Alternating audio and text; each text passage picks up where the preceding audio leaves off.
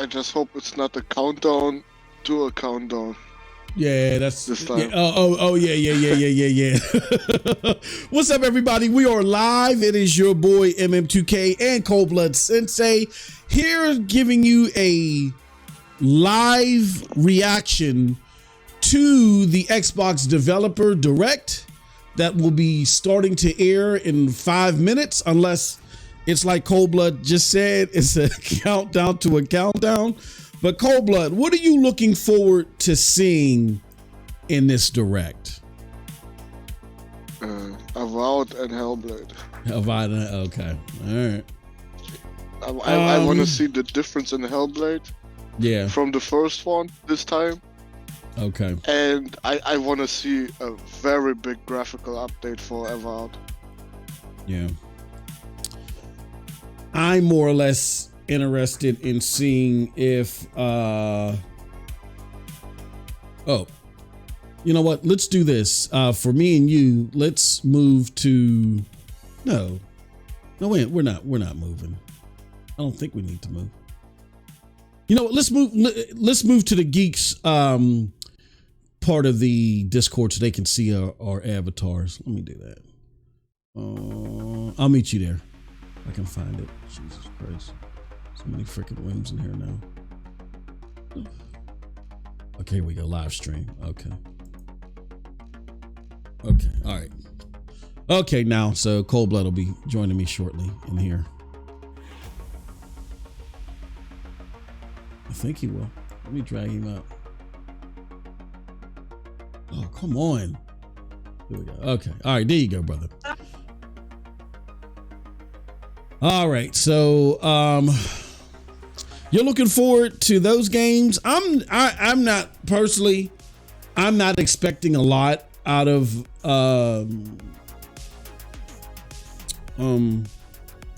especially Avowed. I'm looking forward to Indiana Jones. There's been a lot of doubt about the investment in Bethesda, like coming to fruition the way that we need to. I don't think that everybody is just happy to sit on their hands and wait for what do you call that damn game? To sit and wait for Elder Scrolls 6. To be honest, and we talked about this off here, a lot of people don't have confidence that Elder Scrolls 6 is going to be the juggernaut that they thought it would be because of what happened with, that BSG had 2 disappointers back to back for the general gaming populace. If you like Starfield or if you like Fallout 76 a lot, then power to you. But for the general gaming populace, those games didn't hit and didn't land in a consistent fashion as gamers and maybe even Bethesda hoped that they would. So a lot of people don't have as much faith in Elder Scrolls 6 as they did. But there's the bigger Bethesda publishing stint or game development stint. So they're hoping that, I believe it's Machinima Games or whoever the hell it is developing this, that at least their sub-developers still, got it. I think the last game that was developed and released by this group was Wolfenstein Youngblood. Now, I didn't mind Wolfenstein Youngblood. I thought it was cool, but a lot of people thought it was a co-op gimmick, and they really didn't care for it. And so we'll see. What did you think, Cold Blood, about Wolfenstein Youngblood? Crash. Okay, well, that sums up the show, folks. No, I'm just joking. Man, it's gonna be interesting, man. I want to see. I mean, with all the news, Cold Blood, that's going on about Xbox third party and then the Xbox hardcore consumer being concerned about that. I mean, how important do you think this Developers Direct is in trying to have some semblance of exclusive content for the Xbox console, or at the least the ecosystem. We need something for this year, right? Mm-hmm. They got not a single release date yet. Now, do you think that they need to come out and be like this, you know, they need to have like precursors like launching exclusively, or they need to just say only on Xbox? You think that's going to be a necessity here for them to say only on Xbox, or is it, or if they don't come with that, then they're just leaving too much doubt in people's minds? You know, they're not gonna do that. They're gonna say Xbox Game Pass. So it's everything that has Game Pass on it. Oh, wow. Well, speaking of exclusive stuff, that Xbox Starfield's big update is out now. So console and PC Game Pass users will have to wait. It's only available on Steam. I think they did announce that this was a beta program for Steam users first. Like when it comes to these updates, I haven't heard of that from Bethesda before, but yeah. I mean, I think all of this just leads to one notion. Is it better? And I think this show might go in a ways of starting to answer that question for us. We talked about it, but is it just simply better to get to play Xbox on PC? Is that your best bet? Oh, here we go. It's starting, I think. No, not yet. All right, let's go to the web view so we can see. All right. So we can get some type of semblance of when this thing will start. Once it goes live, folks, we will air it. Just waiting for it. It says we'll begin shortly. There we go. Up. Holy cow. All right, so there is a countdown to a countdown, as Cold Blood loves.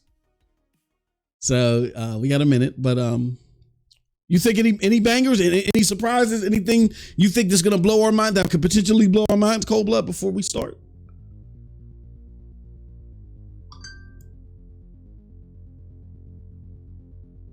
Cold Blood, he's sorry, I need a minute. Oh, okay, that's all right. All right, so we're gonna this is gonna start soon. But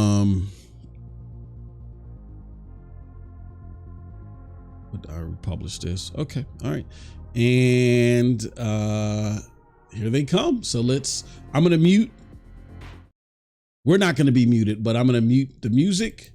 We're gonna play this, and then now here we go. Developers Direct.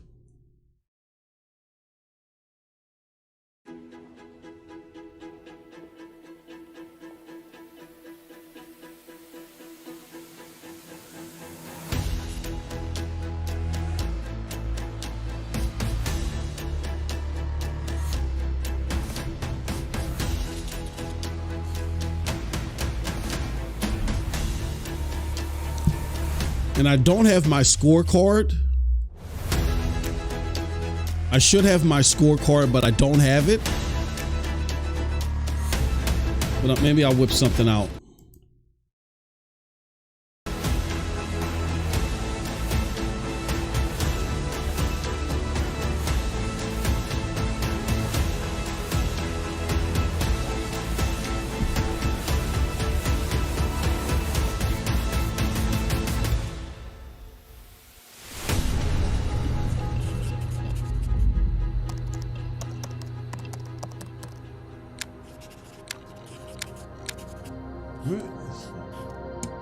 Sorry about it. I'm here now. All right. What was the question? No, the question was, were you expected, do you think we're going to see anything like mind-blowing from this? Hope, Hellblade. So they're starting with Obsidian. Welcome to Obsidian Entertainment. I'm so proud to share with you our upcoming fantasy action RPG, Avowed. Yeah, Avowed is an adventure into the heart of the living lands, a frontier at the edge of the known world, where you must put a stop to a mysterious spiritual plague and discover a secret at the heart of the living lands. At Obsidian, we love creating worlds with deep themes, dynamic gameplay, and thoughtful reactivity. And Avowed is no different. We set out to blend the believable and fantastical to give players a world and experience like no other. It's colorful, it's vibrant, it's strange. It's one of the most incredible settings in the world of Aora. There's going to be a lot of great secrets to discover, one of which has a really personal connection to you as the player character, and you're going to have a great time getting to know those secrets and leaving your mark on the world. And when it comes to encounters, our combat brings the best of the moment-to-moment fun that comes with action-oriented gameplay and the depth and breadth of choice that you get with an RPG. So this is at 1440p quality. Paramo, gameplay director. Does it go to 4? Oh, it can go up to 4K, but our team's overarching goal is to empower you with choice. So we developed a flexible combat system that allows you to quickly swap from spellcasting and sharpshooting to melee combat. We want to give you the freedom to mix and match your loadout to fit the way you want to play from moment to moment, uninterrupted. For all battles, you can combine a variety of weapons, attacks, and abilities for tactical advantages against a wide range of enemy types. It's not just hacking and slashing. You're making real-time decisions about when to use it looks better. Powerful melee attacks, blocks, parries, and special attacks. Am I the only one that thinks the attacks don't look like they have any power behind? No, they don't. They don't pack a punch. And snappy when dealing damage to enemies at mid-range. Using the Tanglefoot ability, you can. I mean, I'm not saying it looks good. It looks better. An opportunity to focus on weaker, like or the textures do, in an intentional and controlled manner. It's important to pay attention to the types of enemies you're dealing with. Some units are extremely defensive. Some are brutally difficult. And others you must make sure you prioritize. Or are they only ability fighting reptiles in a reptiles? tough spot. To help with the different encounters you will face, we provide customizable loadouts that can be quickly switched during combat. That it looks the combat looks stiff. Equip a sword and shield and charge into battle. Dual-wield pistols and control the encounter mid-range. Looks like Sea of Thieves, actually. To feel like a gunslinging mage. You could use your enchanted wand to freeze enemies, and then use your offhand weapon's power attack to shatter them. We've worked hard to keep you constantly engaged as battles unfold by creating a balance between pressure and manageability during combat. Players will have ample choices for how to build and progress their envoy in the world of the living lands as they get to know the game and the story and explore the many diverse regions. Some quests in Avowed will have you make difficult decisions with profound consequences, like this side quest you may encounter in Shatterscarp, the third region you'll explore on your journey through the living lands. As you're exploring, you come across the bodies of these fallen soldiers, and as you explore the remains of the battle, it's up to you to determine who, if anyone, is at fault. Just the four of us. Manu, Kiri, Naoki, and me. So it's reptile based, it looks like. Trying to keep Thirdborn safe. In other words, you're a gang of vigilantes. Not that I'm one to judge. Here. Take my badge. Take everyone's. Our families deserve to know we fought and died for them. Making the right choice isn't always what it seems. We embrace moral nuance and gray areas, trusting players to make tough decisions in complicated situations. My squad and I rested in the cave by the water last night, and as we were sleeping, we were ambushed by those invisible Zorps. I was so surprised, and it was so dark. Hey, just bruh. Separated from everyone. The voice acting. The black guy has alone. But I have to know. Of course he did. Sergeant never has a thought he won't. Hey, yo, it sounds like an SNL, a Saturday Night Live spoof. Captain Ruiki was sick, that I was paranoid, that I was a dumb baby. I heard it all often and loudly. Wait, if you found Sergeant Asui, why is he not here with you? What happened? At the end of the quest, you have a choice. When you confront Private Naoki, if you believe the story he's told you, you can hand over the badges and let him go back home. this is double A. You're right. Real battle isn't something you can prepare for, is it? It's not my fault. No, they should have never have camped in the cave. I'll take the badges. I'm going back to Thirdborn. But if you confront him, if you believe that he fled the site of the battle as an act of cowardice, then he might challenge you to a fight to reclaim his honor. Either way, when you return to town, you'll see the consequences of your actions and the choices you made during this quest. Creating an immersive experience like Avowed is anchored in the world we build. Art director Matt Hansen and the team have worked to create a unique, colorful, and dynamic visual style. From the outset, we knew that we wanted Avowed setting to feel rich, weird, and wonderful. We found inspiration in a wide swath of real-world cultures, helping us create a unique RPG experience. By contrasting the vibrant with the dull, or verdant spaces with sickly ones, we can better deliver complex emotional experiences for our players. I mean, at least the textures and the movement looks better, but it just looks barren and with widely varied biomes, from doesn't look very luxuriant exciting. to volcanic wastes. It looks And each of exactly those like regions a itself game that would be is a made for confluence Game of Pass. storied Yeah, landscapes. yeah. All of the regions have a lot of special things Which associated is with not them, always but a I have bad deep thing. place in my Yeah. heart for Shatterscarp. It's not. Yeah, As you're this wandering looks the like wastes of a. Shatterscarp, you might It notice off just, in the distance I was a vibrant expecting green way color. more from Obsidian. By Yeah. transitioning from destitute, muted tones of a wasteland of sand and marching in towards a beautiful oasis, there's the opportunity there for life, for adventure, and even a I little mean, now danger. that they not in gameplay, but more like showing just the environment, To share more it looks about the better. game in the coming months, and we can't wait for you to explore the Living Lands when Avowed launches. You said it looks better to you? Yeah, when they're not in first person. Yeah. looks When better they're to showing me. the environments, yeah, the textures look a lot better.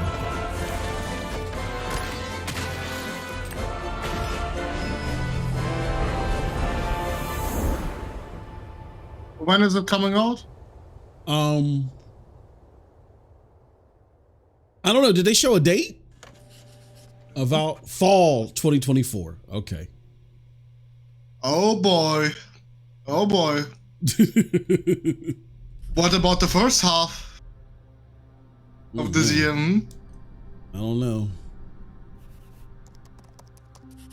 Okay, so I mean, what would you score that? I mean, 7. it wasn't horrible, but it's 7. 7. Yeah, I give it a 7.5.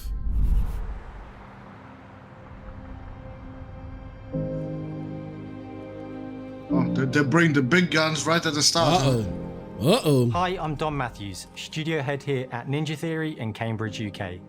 We're now in the final months of development on Senua's Saga Hellblade 2, and the team is working hard to bring you an unforgettable journey into Senua's unique world and her battle for survival, where we have once again combined high fidelity and immersive presentation with a shorter, narrative-led experience that focuses on the things that we really care about, and that we hope you care about too. Do you see how strong you are?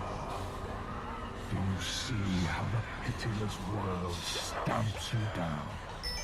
Senua is back with a new quest. She wants to stop the Vikings who raided her village right at their source, in Iceland. But not just her quest has changed. Senua herself has grown since the first Hellblade. She's made peace with her past and is no longer in such fear of her visions and voices. While the Furies are still her constant companions, she encounters new people along the way, some of which will value her unique perspective, and others who will reject it. Little by little, this settlement became my tribe.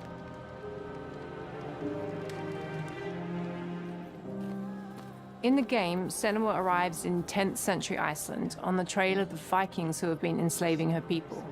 In the story, we're trying to be as faithful to history as we can up to a point, establishing a solid framework and then building more surreal elements on top. Senua will face up to giants who have plunged the land into chaos, and which in turn has seen the rise of the Droiga, a violent threat that has swept through the settlements that she'll discover. Senua will make new enemies and also new allies who will come to see her unique perspective as a beacon of hope. And she'll discover, along with us, how this viewpoint can have its advantages.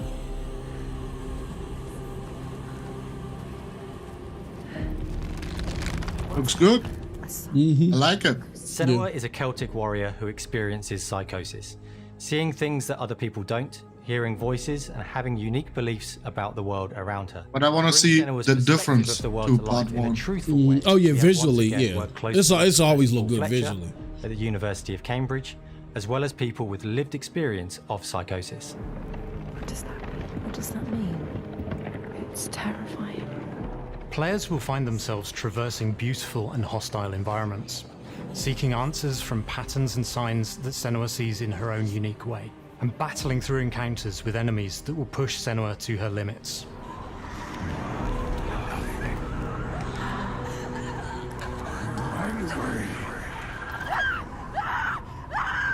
On Saga, we've taken everything to the next level. With a new motion capture space, a bigger stage team, a stunt crew, and a new cast. We spent a lot of time planning the motion capture shoots, thinking of what events would be good to bring into this fight. Like, how can we make this fight feel different from the previous fight? We have all new combat for the sequel. One of our key goals was the ability to tell a story. Let's say that. What did they say? They got a new combat for this game. Oh, okay. It's very brutal, and you're very invested in it. Senua isn't a superhero. She's fighting for survival, and we want the player to feel her struggle in every step of her journey. We want the player to always feel like they just scraped through, just survived it. Mel knows Senua better than anyone, better than I do. Her instincts are amazing, and she really doesn't need much help from me. On stage, our main focus is storytelling. So I get to watch the actors and see all the beautiful expressions on their faces. And then I have to wait a little while, and then I get to see that all again, in-game, in costume, on location, everything. It's a great experience, a great process. Every discipline in the studio is unified in achieving. This isn't my type of game, but you can definitely see the talent in the studio. We were lucky. I'm not saying they're on the same level, but this might be Microsoft's Naughty Dog. Like, this could be sense of scale. This could be incredible. A GOTY contender. You see a scene, or you see a small section. In 4 years, they take vacation on Iceland. They're showing it now. That's amazing.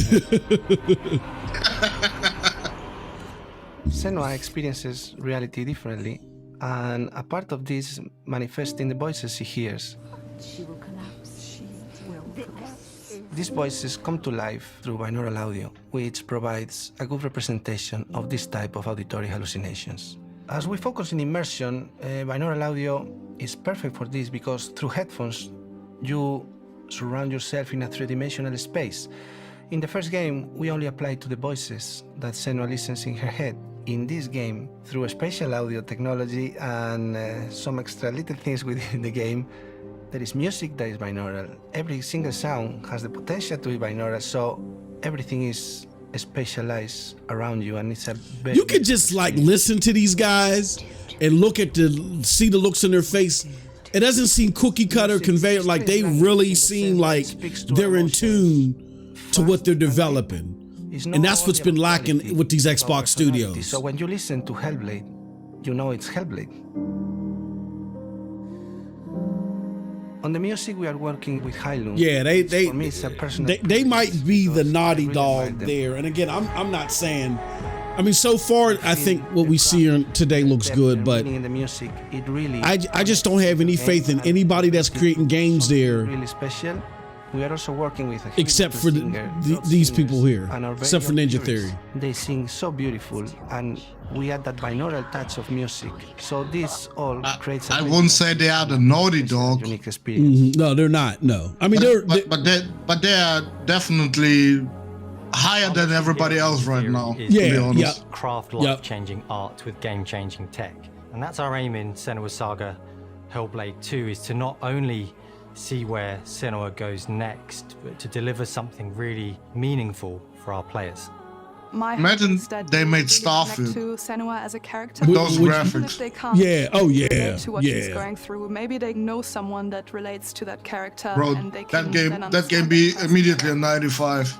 Well, But I don't want that's to what I'm sound cheap, saying. but Like in the a way, Naughty Dog of, right? they're not She at Naughty exists, Dog's doesn't level, it? but It exists through all if of her work, Xbox through every treats ninja. them like Naughty So, Dog at we all Xbox, are Senua, it's and very clear that Naughty Dog had an this influence character that grows and on grows and PlayStation grows and first grows party, and and grows PlayStation and first shaping. party is better So, because of it. That makes But it Moss, real. if they don't want to make So bigger proud projects, that love, don't make them. passion, Yeah. It's gonna Ninja fail. Theory are putting Well. into Senua's Saga Hellblade 2.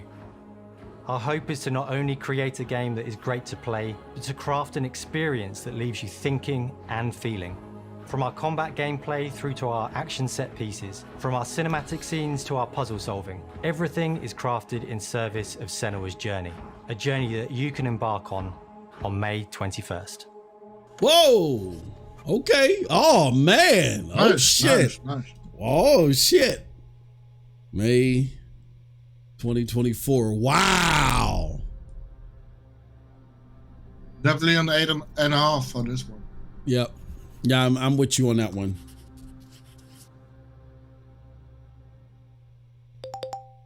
Machine Games? Machine Games. Square Enix? Oh shit. Uh-oh. Oh shit. Uh-oh. Oh, Visions of Mana? Is that it? I don't know. I think it's Visions of Mana, yeah. Okay.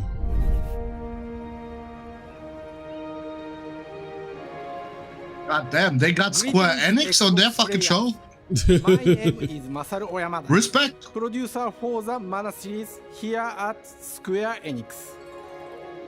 聖剣伝説ビジョンズ・オブ・マナの情報を Xbox ユーザーの皆さんにいち早くお伝えできる機会をいただけて大変光栄です。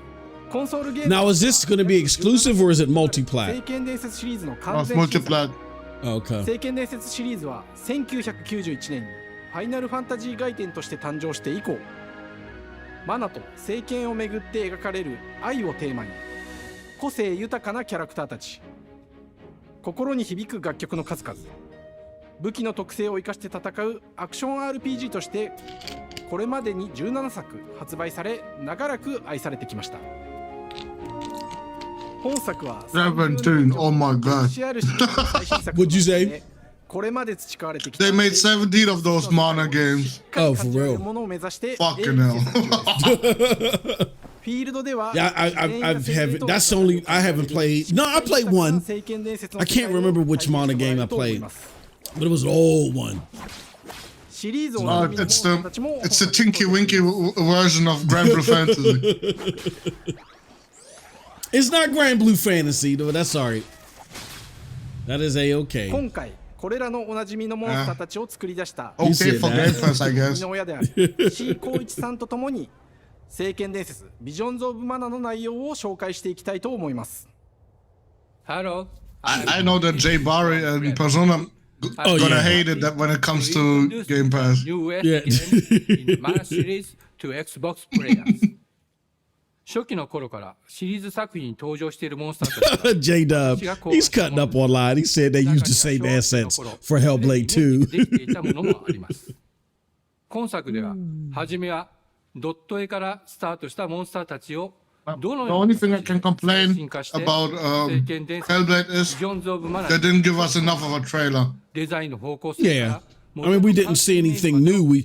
It looks impressive, and it's cool to hear from the developers. Like the confidence, just the demeanor, just seems so different. Doesn't seem scripted or cookie cutter. Like you can be confident that the game is gonna it's gonna be good for the general public, let alone a Game of the Year contender. ただ可愛いだけではなく恐ろしさの部分もしっかりと You know this Asta guy on Twitter? What'd you say? Oh yeah. You know this Asta guy? He's always tweeting about Reforge. Why? What about him? Oh, he is the one that always says every year at least 5 times, 6 times the Final Fantasy VII remake is coming soon. He probably was like, yes, Square Enix, Square Enix. And there goes Wizards of Mana, bro. You know, you're saying the Astro guy, right? That what's his name, Astro Boy or something? Astro, yeah. That dude that is always putting shit about Xbox, like, oh yeah, I don't know. Xbox gonna do this, Xbox gonna do that. 的なイメージが浮かんできて、それぞれの特徴を取り入 And れ he's なが always ら wrong. ラフデザインを書き起 Always. こしました。デザイナーにもアイデアを出してもらいながら、 They all probably like, fuck, why is it that Final Fantasy VII remake? Oh yeah, you know what? Yeah, because there was Tim.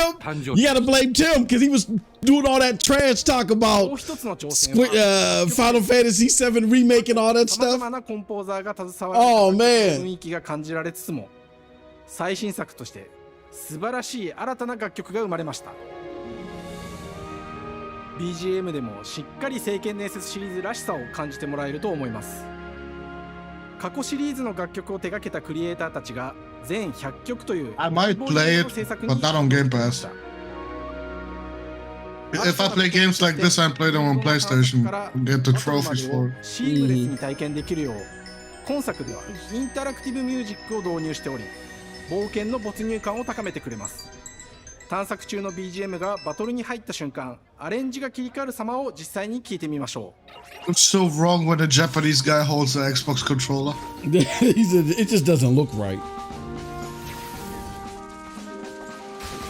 Well, it doesn't really.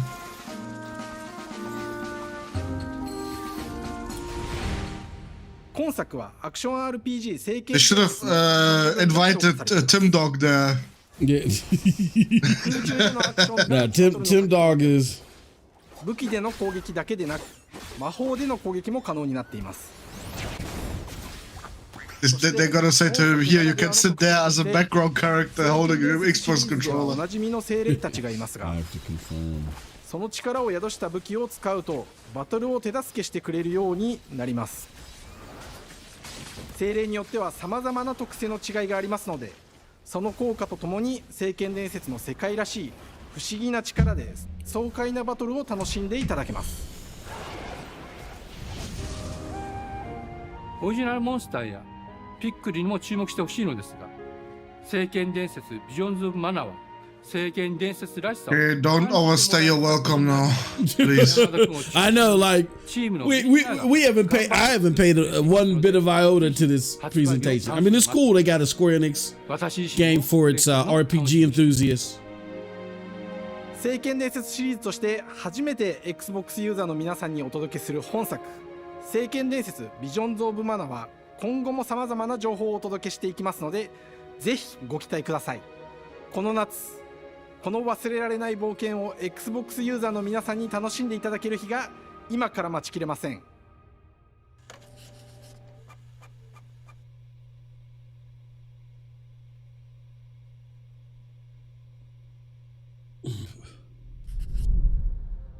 All right, Secrets of. What would you give that? I give it a I don't give a fuck out of 10. Yeah, I would say that was probably like. Yeah, I don't care. I mean, that's cool. Great for Xbox gamers, but yeah, I don't give a shit. Here we got a game called Oxide.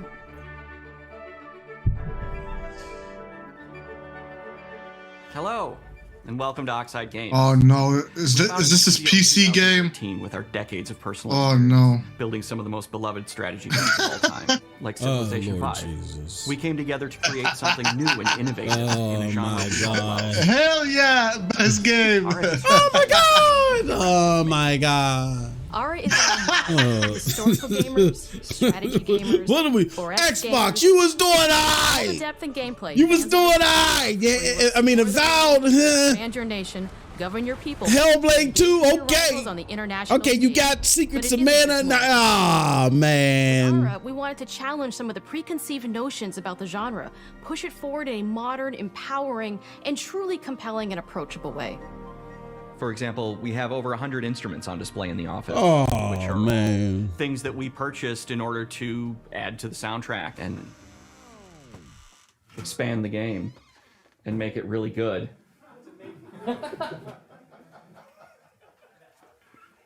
Hi, Dan.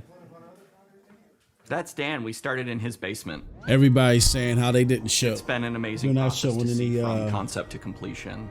We started small, building a robust game engine, questioning our design assumptions, and prototyping out features, rediscovering what made us fall in love with strategy games in the first place. The end result is ARA, the historical grand strategy game that presents a living world where you can rule how you want to rule and chart your own path to becoming the most Bots better not start some bullshit with that game. We knew we needed deep systems. Boy, I better not see some cap about that shit. To experiment and make meaningful strategic choices while still having agency over their playstyle. Yeah. We also wanted to explore more in different parts of history and give players from around the world the chance to see the game reflect their Who's gonna play this? not just ours. On Xbox. And finally, we knew that for players to feel the impact of their decisions, they would need to see their choices reflected in the Oh my game god. itself, not just through numbers on a menu.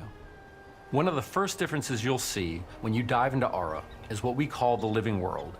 It's a procedurally generated alternate Earth, bursting with life, an intuitive, authentic, and immersive space, a blank canvas for players to paint the society of their dreams. The living world isn't just a map. It reflects the choices players make over the course of the Man, game. this is You can see everything from the what was that a game called? Age of Empires. It's all over again, that bullshit. thousands of citizens living their lives and reacting to the changes. We want players to feel like they're truly occupying the world. It better not say PC exclusive. I swear. Part of the vision of ARA is our I'm gonna like how you say want to rule. And no feature this showcase went from a 7.5 to a fucking 6. Players will compete with their players for the most influential. If they show me a fucking PC exclusive in here. It's measured by prestige, the player's score that proves their worth as a leader.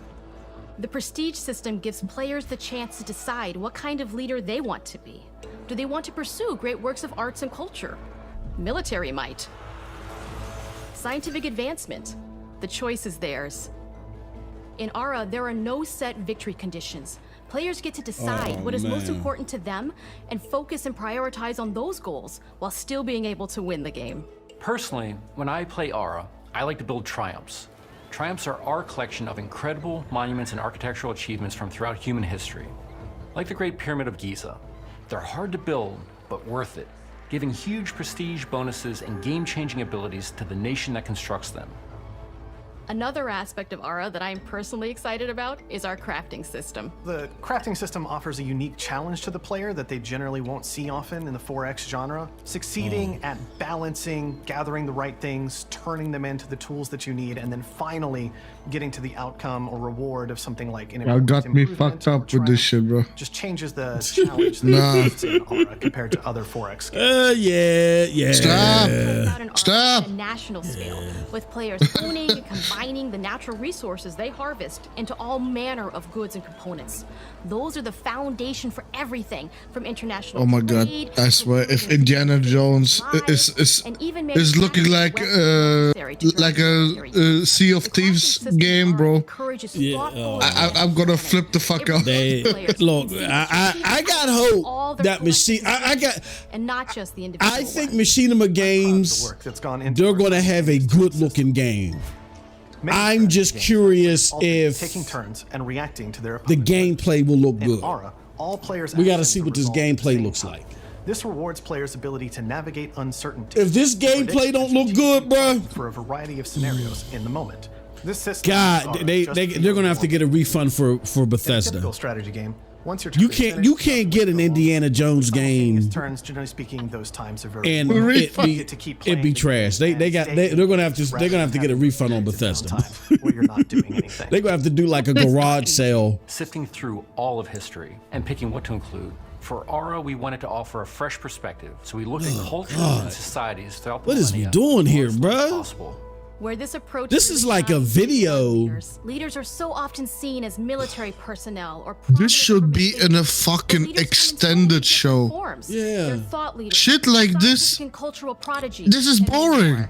Yeah. Each leader in ARA has a number of special abilities determined by their personality traits. It would be so much better. Just show us a fucking trailer, say 1 or 2 words about it, and that's it. Roster, we know players. If you want to one more, look the extended show afterwards. When those leaders are handed the reins of power. Man. for us at Oxide, player feedback is the only way to really understand. Well, I describe fun very differently than you, then I guess. You. The game alongside real players has given us that critical. I mean, I know that these games We believe this makes have deeper followers, connection but between the players I don't and the think game. their followers are watching this. The people that are watching this don't care about this. It turns out, in our first iteration, it was maybe a little bit too aggressive or disruptive. We knew we should probably make a change when one of our insiders made a forum post that was just, Cougars, cougars, Cougars, I hate cougars! someone get these feline demons away from me. I'm happy to report, based on more recent feedback, that I think we ended up in a good place with the overall threat level of mountain lions to a player's citizenry. It's been years of hard work to bring you a strategy. See, this is that cookie cutter, stupid stuff that I'm talking about. That just is a stench across on the game later this Xbox presentation. What the fuck are they showing us? That they're not working on the fucking game? That they're being paid for doing absolutely bullshit? On behalf of nothing. What the hell? Thank you for joining us today. Nah. I can't wait for you to play Aura and to create. She been lying in a bunk bed or something there. I don't know what it's called in English. Now she's on a fucking motorcycle in the fucking studio. That's what I'm talking about, bro. That cheesy shit. PC and PC Game Pass. No. Yeah. No. Yeah. No, they did not waste my time. All right, bro. What did you think? What did you give it? Here comes Indiana Jones. What would you give that? Bro, when Visions of Mana was already for me, I don't give a fuck out of 10. Yeah. And this was, don't ever show me this bullshit again out of 10. Please. Indiana Jones. No. Since the first film came out, Indiana Jones has Oh my god, that pisses me off. adventure. Even today, it's one of the most iconic franchises in pop culture. Good to hear, baby. In this game, you aren't just playing as This better be good. you are Indiana Jones. You will see Alright. through his eyes and experience a journey that we hope lives up to the proud legacy of Indiana Jones.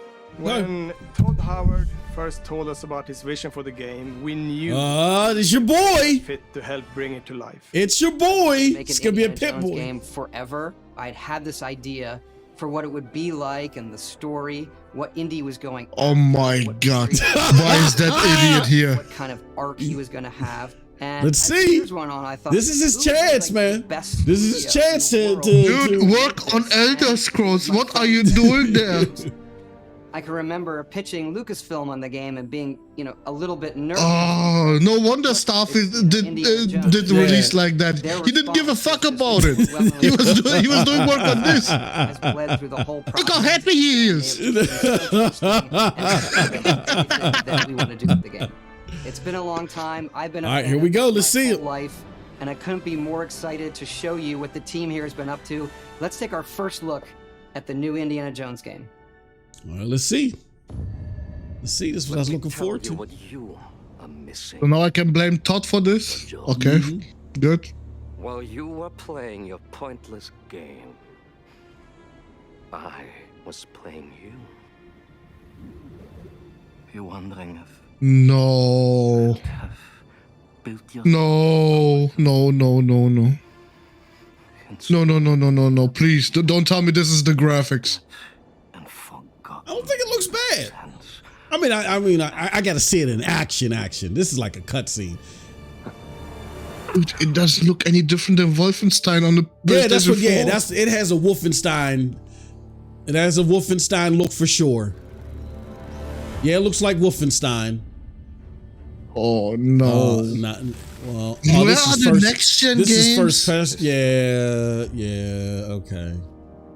Just different ways to interpret. And it's not third person like all these idiots said. I knew it. Thousands of years of humanity's thoughts and No free for free helped them to do the trees, probably. Yeah, right. Dumbasses. Everybody told them it's gonna be first person. Run away from your problems, Indiana. watch me.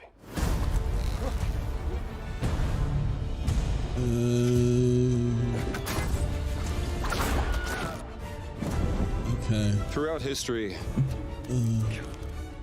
mankind has built sites. So this is Wolfenstein significance with the Indiana Jones aesthetic. Through these ancient sites around the globe. I don't know how that's going to work because Pretty Wolfenstein is all about the crazy violence and the weapons. Oh, the movement. Oh.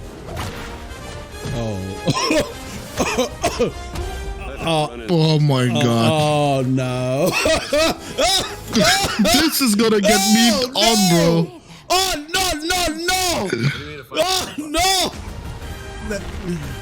Oh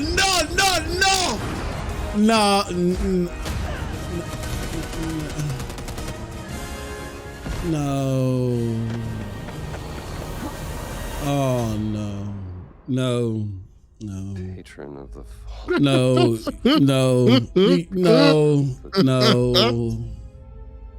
That was a mistake. You can't. Moss, you're a pony. You're a pony. Oh no. Oh my god. You have any idea how old that was? Oh my god. Is there something else? Please let there be something else. Indiana Jones is such an iconic character, and he He's shadow dropper game, so it doesn't sound so bad for what we just saw. Oh no! Please tell me. Most of us grew up with his adventures and have been fans of the movies and the character for years. Please shadow drop Hi-Fi Rush 2 or something. He's a charismatic everyman. He's passionate and determined, and for us, he's synonymous with adventure.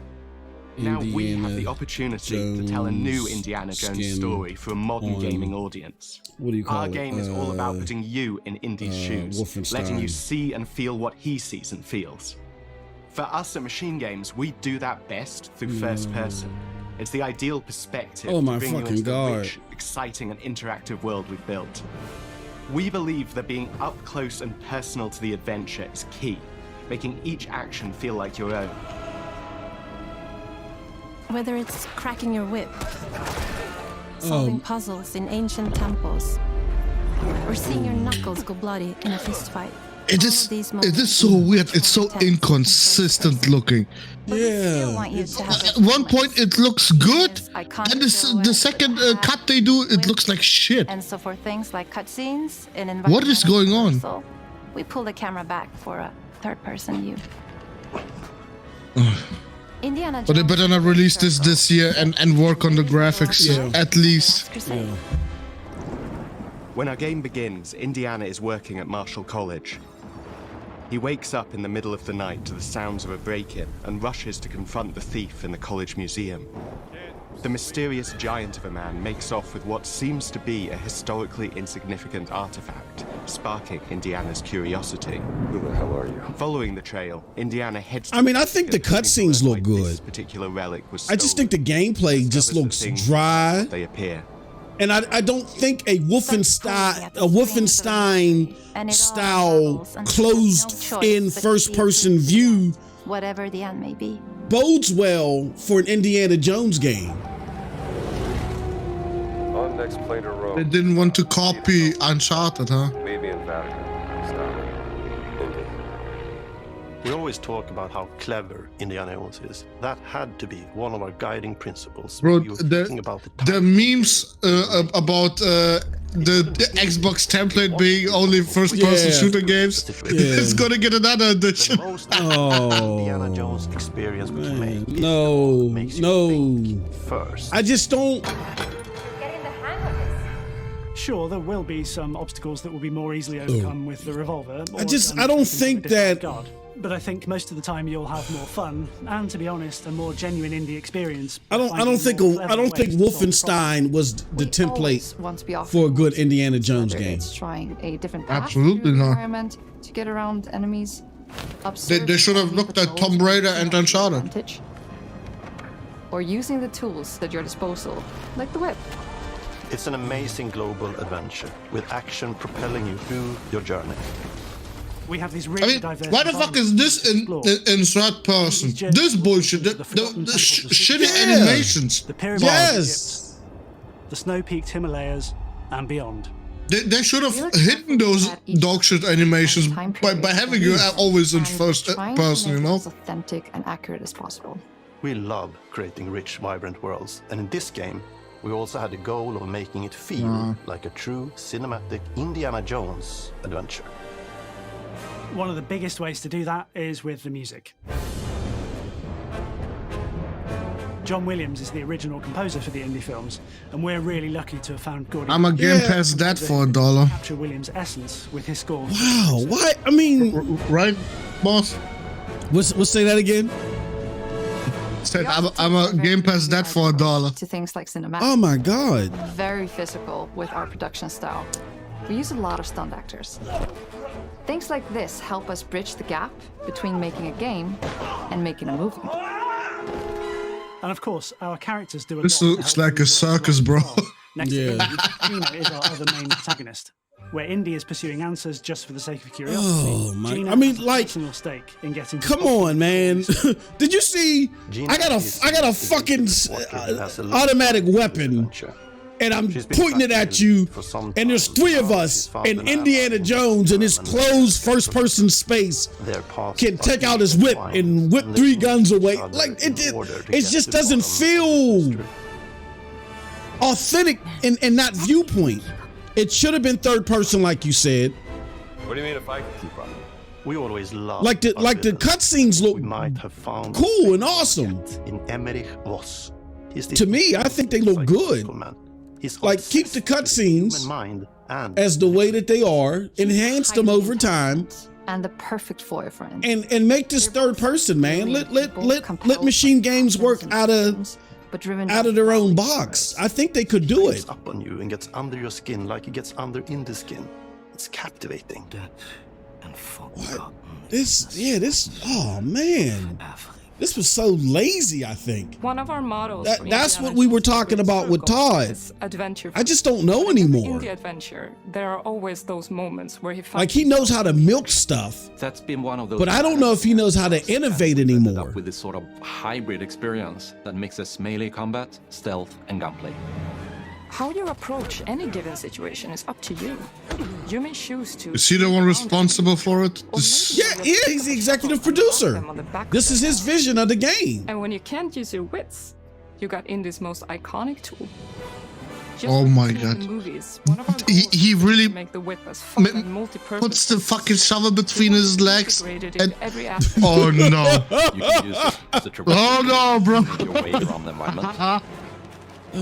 You can use it as a distraction. I mean, it's creative, but kind of suspect. You can absolutely use it in combat. Yeah, I can. Now I can get the. That is cool. That is cool. Yeah, like that right there.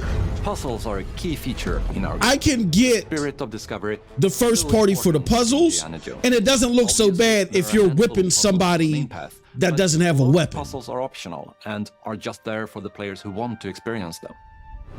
Epic traps, small secrets, and hidden puzzles that blend right in with their surroundings. One thing I love about our game is the level of interactivity that we have. We have this world of mystery where anything. I was just hoping for more. The more you look, the more than you'll just a discover. reskin.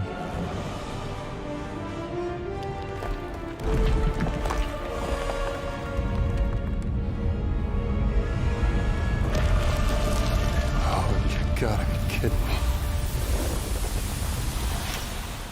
I want to thank you all for joining us for our big reveal of Indiana Jones and the Great Circle. Machine Games is known for creating these rollercoaster experiences with huge set pieces, surprising twists, and immersive narratives. It's exciting for us that we have been able to stay so true to the Indiana Jones franchise and create such an authentic experience while still being able to showcase what makes us. I repeat it again. Where are the AAA games? Whether you are very familiar with the franchise I didn't or see. not. Because at the heart of Indiana Jones, Where is that big fucking game? I think that's something everyone wants to be part of. You can't expect people to buy your platform for double A's all the time. Oh, it's coming this year. Share more soon. Oh my God! Yeah. When? They just said later this year. Oh. No, this game needs work. This game needs a long ass delay. Yeah. Maybe they're just announcing it now when they delay it. I hope they do. God. For the game's sake. Yeah. Please let there be another surprise. I mean, I know people think I hate Xbox. I really want them to try.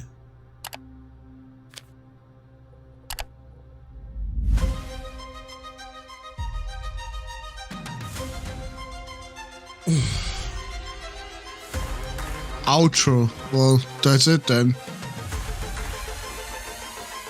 Right? That's it? Is it animals, children, and game developers? Our mission here at Ninja Theory is to craft life-changing art with game-changing. What the hell?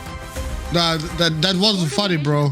Is our philosophy of rule how you want to. Oh damn! Somebody said it says Senua's Saga Hellblade 2 will be a game crafted from the heart and a game familiar and linked to the first Hellblade with the focus of narrated and sold digital only at a price of $49.99. Huh? Yeah, I'm here. I'm gonna show you. What? Oh, $49.99. $49.99, bro. Oh no. Oh no. Is that a 2-hour game now? Yeah. Boy, what the hell? Oh, it says Xbox has confirmed that Hellblade 2 will be a digital-only release, $49.99. The game will have a similar length to its predecessor. Oh my God. Okay. That's it.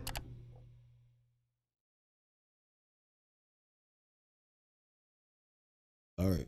Yeah, we're gonna turn this shit off, man.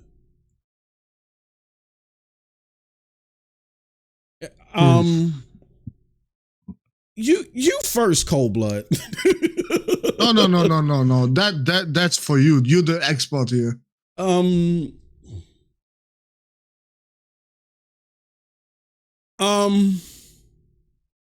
Yeah, Xbox has gone. They're out of the AAA genre defining business. Period. It's a wrap. The game that had the most potential was Hellblade 2, and it wasn't a game for me. But I have a bias, but I can look past my bias and say, look, this game is going to be the ish for the general gaming public. I don't know what to tell y'all, but if you are a fan of Xbox and you're rawing and you just got this deep hate for PlayStation and you want to raw against against PlayStation for the favor of Xbox, it's like bringing a fork to a gunfight. Like, stop it right now.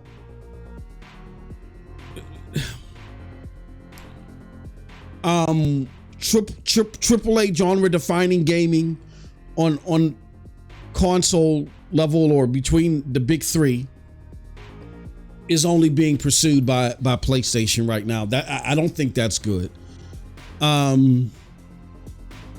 We saw 5 games today. We saw Avowed. That clearly is a AA game. And I didn't see anything impressive. The only thing that I saw something impressive from is Hellblade 2, and it always seemed impressive, right? Visually. But that's been knocked down because the game is now only $50, and it looks like it's just like a vertical slice of a AAA game as far as what it's offering in total, and it's going to be digital only. And Indiana Jones is slotted for 2024, but all it looks like is just a janky. I don't even know if this is going to be considered AAA. It looks like a janky attempt to put Indiana Jones skin on Wolfenstein.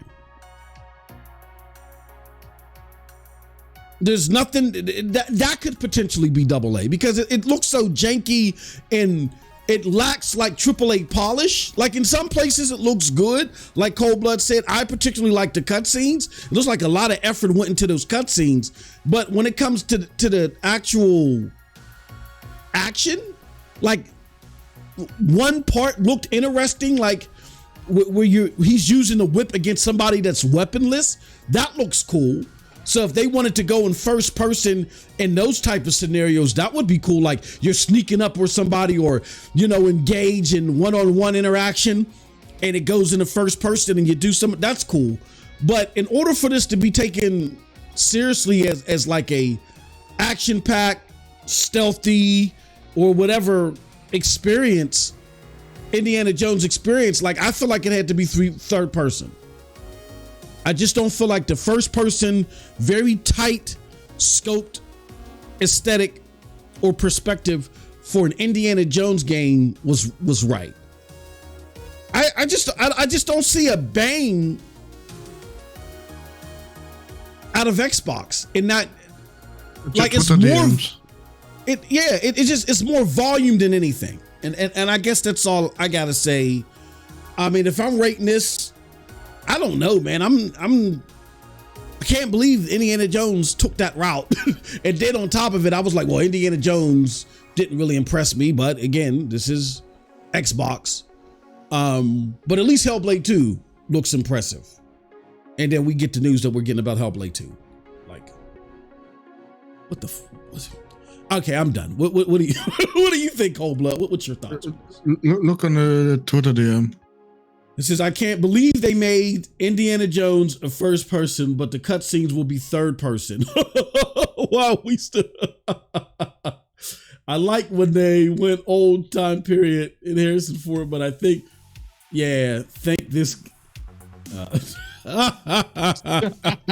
For us at Machine Games, we do the best do first person.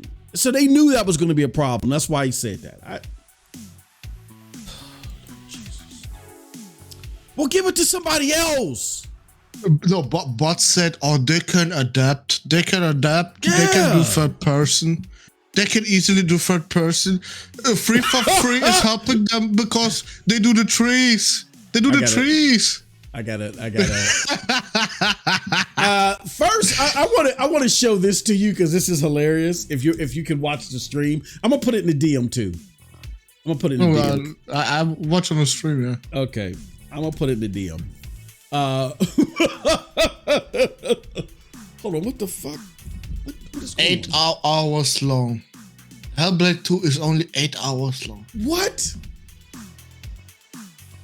Hold on, I gotta bring this down a little bit so you can see this. All right, let's do this. Can we say now that AAA got downgraded at Xbox entirely? It does. To AA? Okay, good. I'm not the only one then. Yeah. Cody, this that's what I was thinking too. Is that supposed to be a black guy? Well, it had a black guy's voice. Let's be real. I mean, it had a black guy's voice. I don't know what's going on here. It's just like there's a level of cheese at Xbox, so they can hurry up and get games out of the cadence. And something like Hellblade. Bro, we need another Z show where he shows Exhibit A, Exhibit B.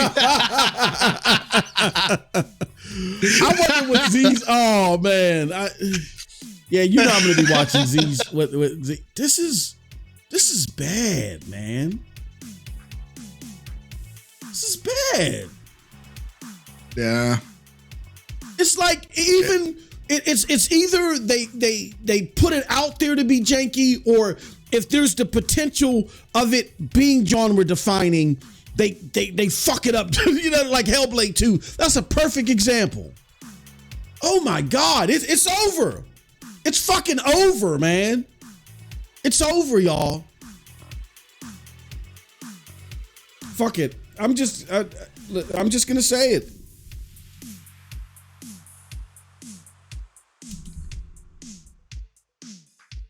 This is what you get when you only have one way to support the developers, and that's through Game Pass.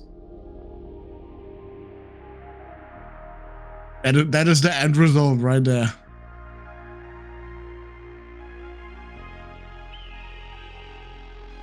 Almost no detail. Looks like absolute shit. Jesus Garbage. Christ. That's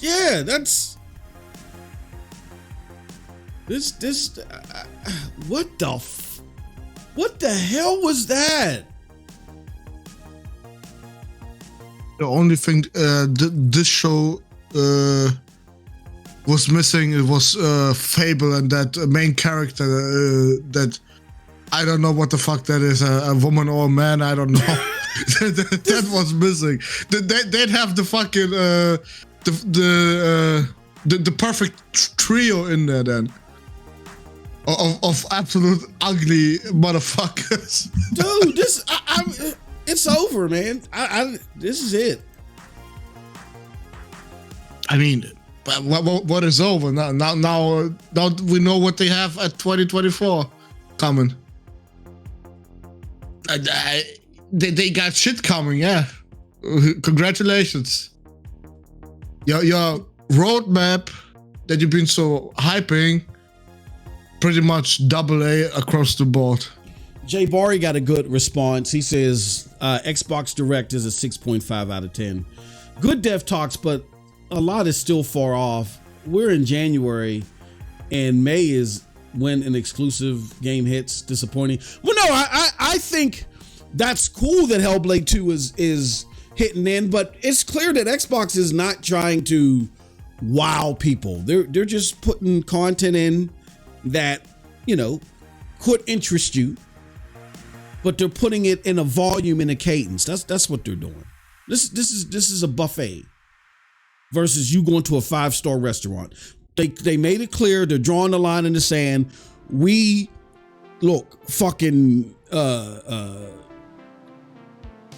PlayStation is Ruth Chris Steakhouse. We clearly are McDonald's. Oh no, Moss. No. Oh, roast his ass, please. Who's that? I sent you on Twitter. Okay. Oh, please roast his ass. Oh my God. No, hell nah. Oh. We ain't capping like this. No. Yeah, come on, bro. Show it on stream. Show it on stream. How fast they're going into damage control. It doesn't surprise me. It doesn't surprise me. I mean, Kid Smooth also said that you know, what you expect us to buy all of our games. Like I think he's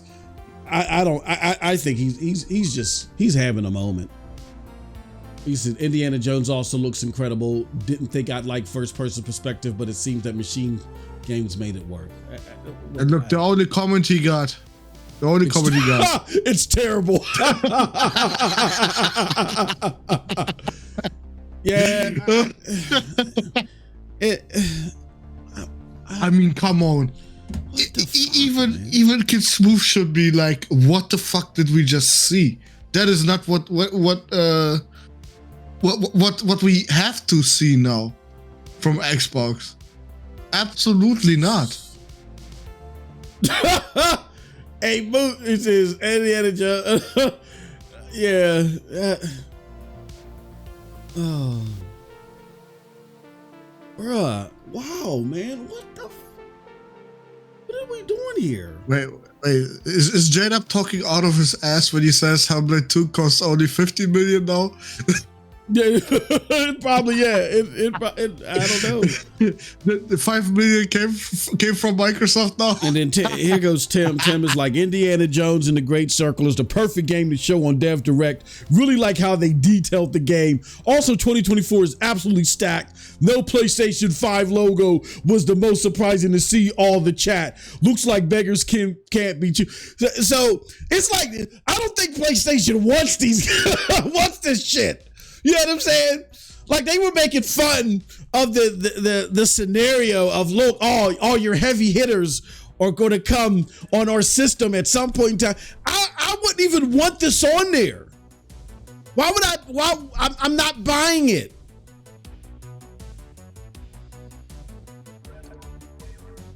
I'm not buying it.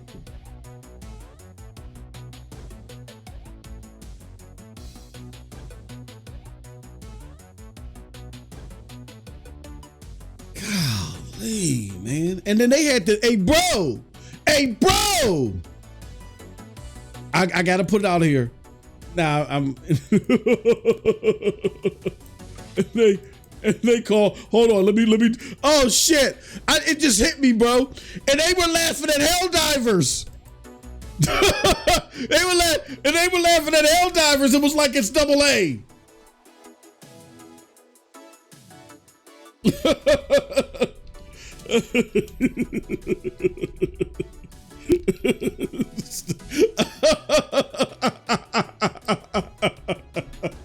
Oh God.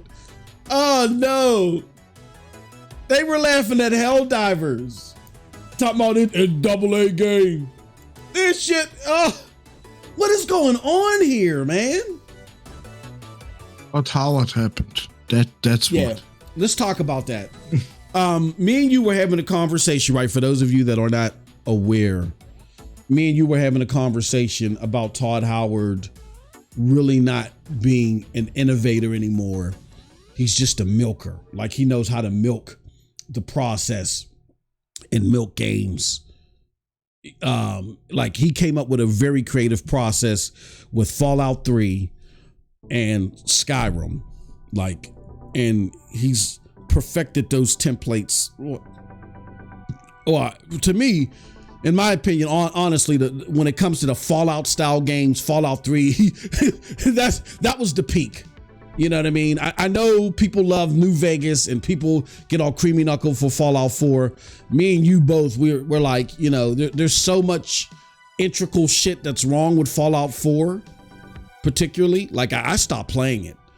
And I just felt weird about a Fallout 3 game being mixed with Minecraft builder elements. It just didn't feel right to me.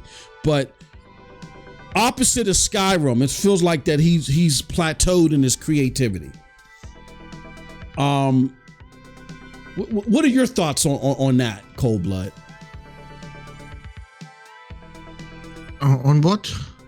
On Todd Howard being creatively bankrupt now. What do you think about that notion that he doesn't know he doesn't have a creative bone in his body anymore?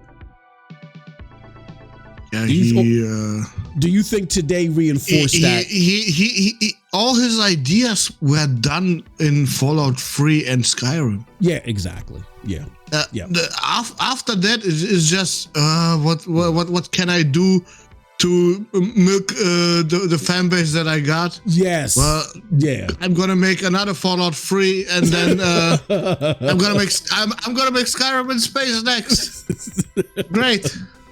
Yeah. And I'm gonna make sure it looks exactly the same, has exactly the same loading screens and everything. Yeah. Even the dialogue is the same. Where you stand there and look them dead in the face. Yeah. Yeah. I mean, what can I say other than no wonder Indiana Jones looks like it does. Yeah, I totally agree. Probably Machine Games wanted to do something different with it. They probably did. But then Todd said, no. We doing it very safe, very easy. We can't have that game be developed for another 5 years. That don't go. So make it what you know, a first-person game with some third-person cutscenes. Just so that not everybody gonna complain about, we never see Indiana Jones. Mm-hmm. Whew, man, that was a punch in the gut, bro. That wasn't it, bro. That was a punch in the gut, bro. If Avowed and Hellblade 2 was kinda okay, everything else was just a fucking snore fest and an absolute disappointment. Yeah. I mean, that I'm more excited about Hellblade and Avowed than I am about Indiana Jones. That is ridiculous. That is ridiculous. Mm. Yeah, Wow. Wow. And the graphics, bro. The graphics of that game. How are we in 2024 and the game looks like that? I mean, Uncharted 4 looked 3 generations ahead of this. Yeah. If we're being honest. Yeah. I mean, is it because of the budget? Or is it just the talent is missing? No, I just think that Xbox... I just can't imagine that they didn't get a big ass budget for Indiana Jones. Like, isn't that supposed to be that one game that if it is successful, that they can keep the IP and make even more money with another one? Yeah, they don't want to do that anymore. This is what Xbox did. They hired some. Then get out of gaming. If that's not what you want to do, then get out of gaming. Well, they think they're going to do something new. They think that they think they got some money earning potential through having from double A's. Yeah, from double A's. I think their AAA efforts are going to come from Activision Blizzard, and those AAA efforts are going to be multi-plat. Because why would I spend hundreds of millions? This is clearly why would I spend millions of dollars, hundreds of millions of dollars rather, to make a AAA exclusive for a platform where y'all don't buy shit? We're like, we don't want to put this stuff day and date in the Game Pass because it's going to cannibalize our money. So now we got these other studios that can keep our subscription service honest, and I get that we hired a whole bunch of 5-star chefs or those that potentially look like 5-star chefs, and so that made you think we were going to put out a whole bunch of 5-star meals. But no, we hired these developers with this type of talent because if they have the potential to make 5-star games, you know what I mean, every 7 years, then guess what? They should be able to whip out 3-star meals, 3-star games every 3 years. This is all about volume. This is what it's all about. It's not about a budget. It's like they're going to be throwing money at this, but they're throwing money at a whole bunch of games filling up Game Pass. That's what this is all about. But the games that they're looking to fill up Game Pass with consistently are these AA efforts. This is their stacked year. Let's compare their stacked year. Their best game, Hellblade, is a AA game. I don't know if it's going to be more of a worthy experience than The Last of Us Remake 5 for the 5th time. I don't even know that. Indiana Jones. Oh no, Avowed. Let's look at Avowed. Avowed, I don't think it's going to be better than Helldivers 2. Or no. Let's keep it on the same RPGs. It's not going to be better than Grand Blue Fantasy. That's for sure. And then lastly, Indiana Jones. What else is coming out for PlayStation that's exclusive this year? That at least in the first quarter. Rebirth, that was shit on every single game this year. Come on, man. Come on. Final Fantasy VII Rebirth kills all this shit now. Absolutely. They could even announce Halo, Gears, and Forza, and it would still kill them all. Oh my God.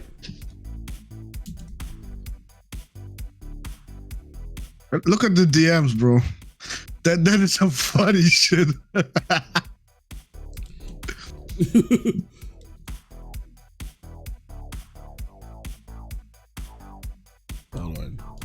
Like literally, Final Fantasy VII Rebirth kills all that shit. And these are all games just in Q1 2024. It's over. NPC compare.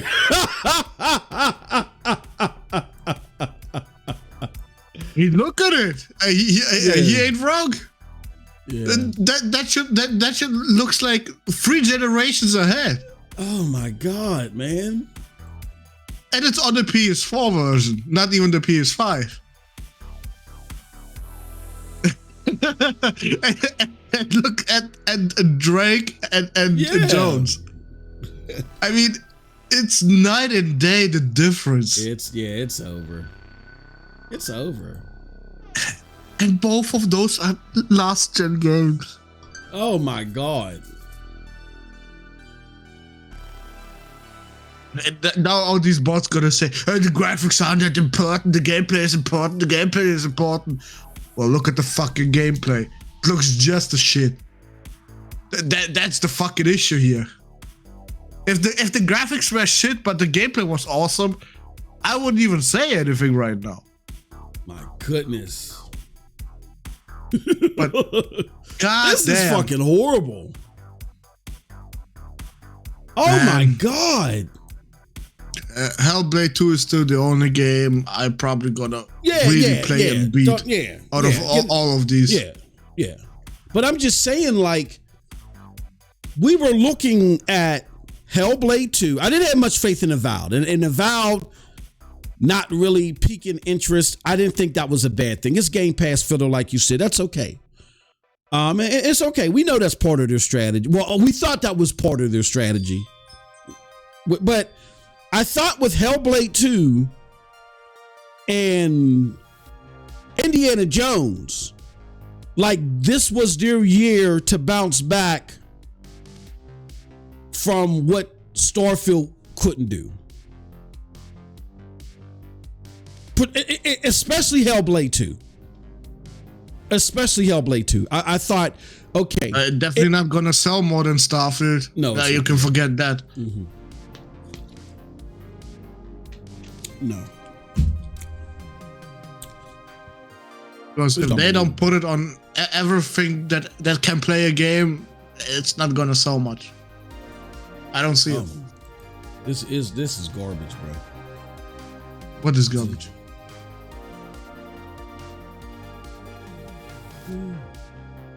That's horrible.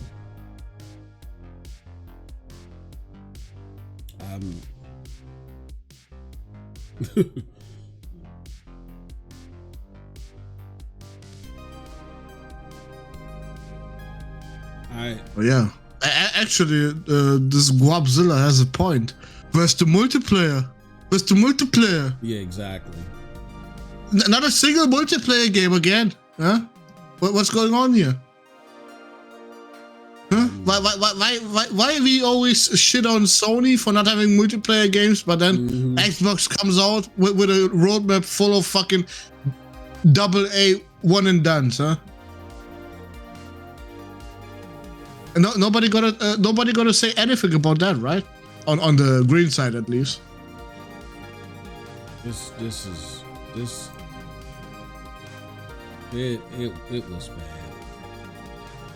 bad. I'm disappointed. I mean, Jay Barry is very generous with the 6.5. I'm leaning more towards 5.5 to 6. I'm looking at reviews on here, and believe it or not, you're getting a lot of people that say Indiana Jones and Hellblade. Like Tom Henderson said, Indiana Jones and Hellblade look phenomenal. Like, you're getting a lot of people that are saying Indiana Jones look great. Let them. I couldn't give less of a fuck what they say, because my opinion is my opinion. It doesn't look that great. I don't give. It's just. I think people want to give. You know why they say that? Because Xbox has nothing else to compare it to. Yeah. I think they don't want to give up on it.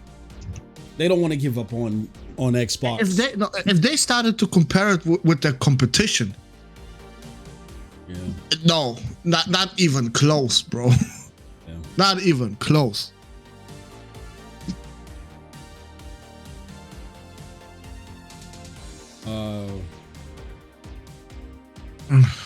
Well, at least where was Phil Spencer? Why did Phil Spencer not clarify what the fuck the strategy now is? That'd be the perfect moment to do it.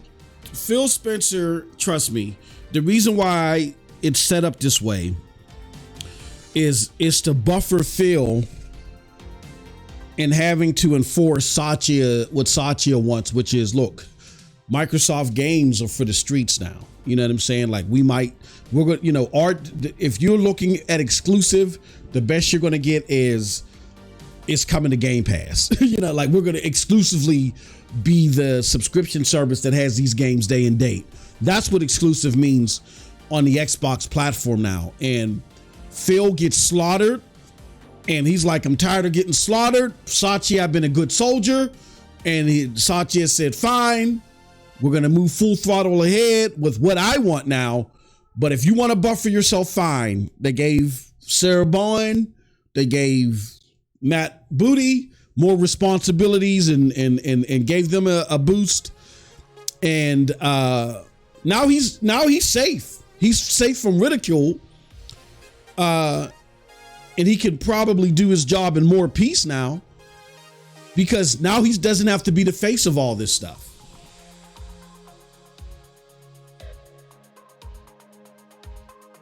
Yeah, that's the part that what happened to Perfect Dark? Oh yeah. I don't. When that creative director left, I think that game just got canceled. Or that game, maybe not. Isn't Crystal Dynamics still working on it? They're supposed to be. That's their last hurrah. It sounds like, opposite of Elder Scrolls 6 and maybe anything else. That's the last. Or I'll put it like this. Fable is probably. Oh yeah.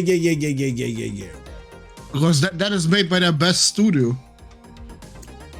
Playground. Right now, at least, yeah.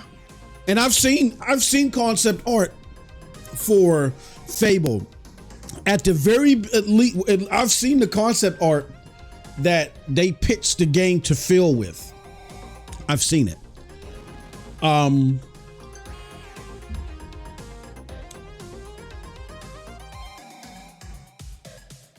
on one second. Yeah. I'm messing with my brother. Yeah, I sure did. Now, did this Space Hulk score better than your 85 plus meta?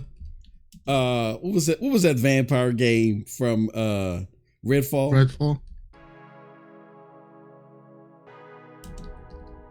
2 can't remember.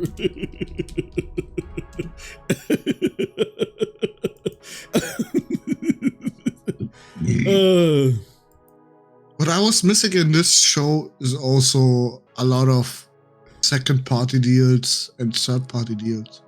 Yeah. In my opinion, if you would have had always a show in January and showed all your shit that is coming exclusive for the whole year in Game Pass, people would probably subscribe if there's awesome shit in there. Yeah.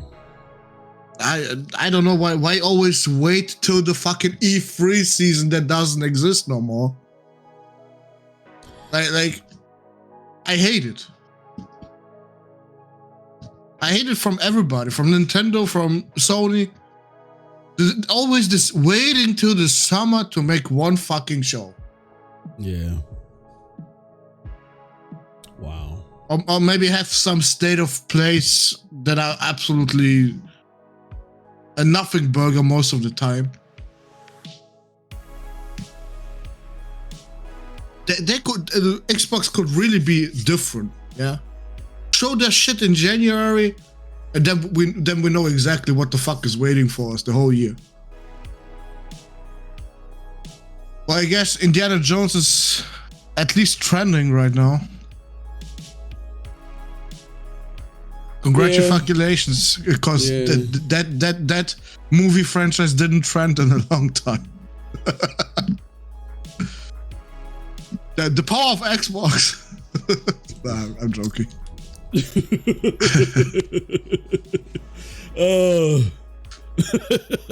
Probably mostly ponies that make fun of it. Oh man, this is my God. Oh, and they should not have shown this aura. This aura was absolutely unnecessary. Yeah, it was unnecessary. That shit should just get a trailer on their fucking website or on YouTube on their main page. you know. Jesus Christ. No, I was laughing at, I was messing with somebody. They were like, comparing Helldivers 2 to Hellblade 2. I was like, bruh, Hellblade 2 is 55 minutes and $2. Stop. Oh my God. Bruh. Final Fantasy 7 Rebirth. Yeah, show that as an as a comparison. Your whole how fucking hype that is. Lineup for the year. Tim, show on stream, Moss. Show the fucking difference. So everybody understands why we say Final Fantasy 7 Rebirth is gonna shit on everything that Xbox is coming. It's crazy, bro. I'm even gonna look it up for you.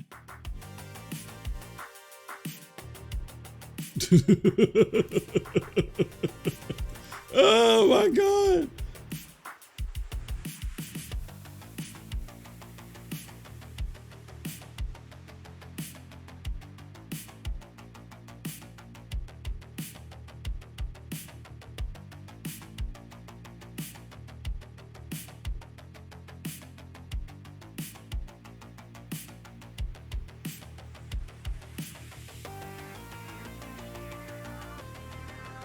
Oh my goodness.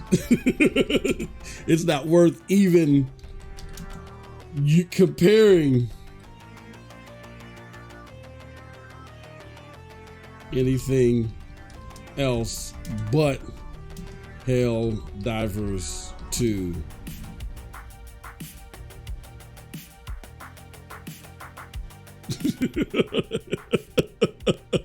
Oh man. Tell, hold on. Space. Bro. Look.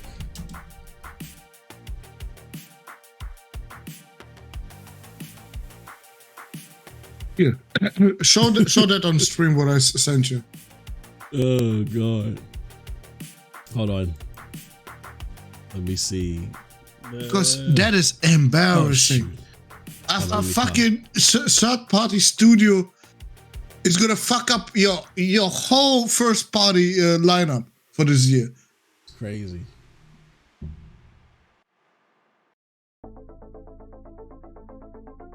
This is.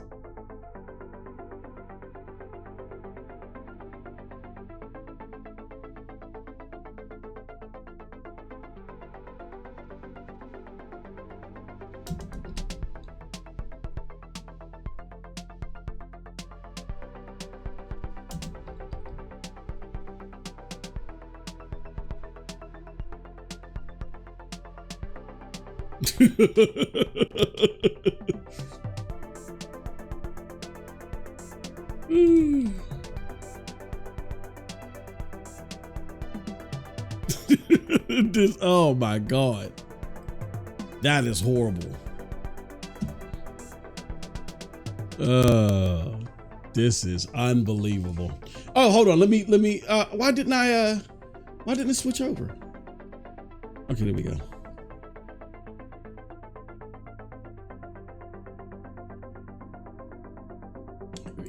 There we go. All right, let's play it. It's insane, man. I really can't. Just for comparison's sake, how hype that shit is. Unbelievable.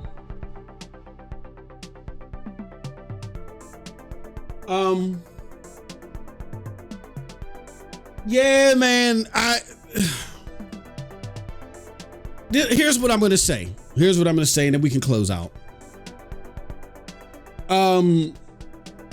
I think that Xbox is going to be great for people that don't want to invest in the typical way that gamers engage with games, right?